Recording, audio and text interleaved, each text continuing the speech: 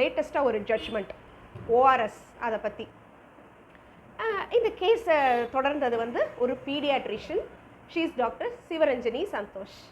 அவங்க வந்து 8 வருஷமாக போராடிருக்காங்க. எதற்காக அப்படின்னா, இந்த ஓஆர்எஸ் பொடி சால்ட்டாக இருக்கட்டும், இல்லை ஓஆர்எஸ் சொல்யூஷனாக இருக்கட்டும், லிக்விடாக இருக்கட்டும், இதில் WHO ரெக்கமெண்டட் டோஸில் அந்த சால்ட்டும் சுகரும் கலக்கப்படலை.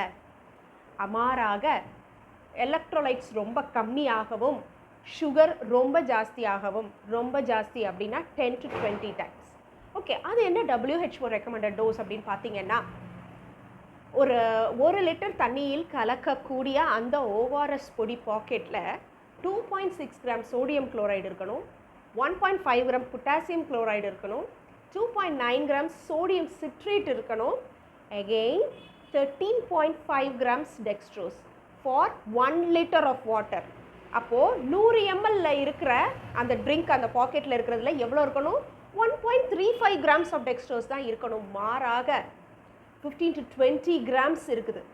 ஸோ இது வந்து குழந்தைங்களுக்கு சாப்பிட்றதுக்கு ரொம்ப டேஸ்டியாக இருக்கும், அவங்க ஈஸியாக எடுத்துக்குவாங்க. ஆனால் உடம்புக்கு ரொம்ப ரொம்ப கெடுதல். ஏன் அப்படின்னா, சுகர் இது வந்து எல்லாருக்கும் தெரியும், மலம் இறக்கி. ஸோ ஆக்சுவலி இந்த மலம் இழக்கும் பொழுது இன்னும் கொஞ்சம் டயரியா வந்து வேர்சன் தான் ஆகும்.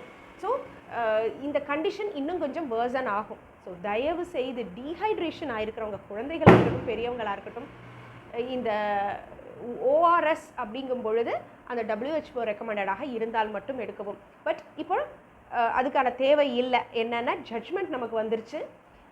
WHO ரெக்கமெண்டட் அல்லாத எந்த பொருளையும் ஓஆர்எஸ் அப்படின்னு சொல்லிட்டு லேபிள் பண்ணக்கூடாதுன்னு. So hats off doctor Sivaranjani, you have did a very great job.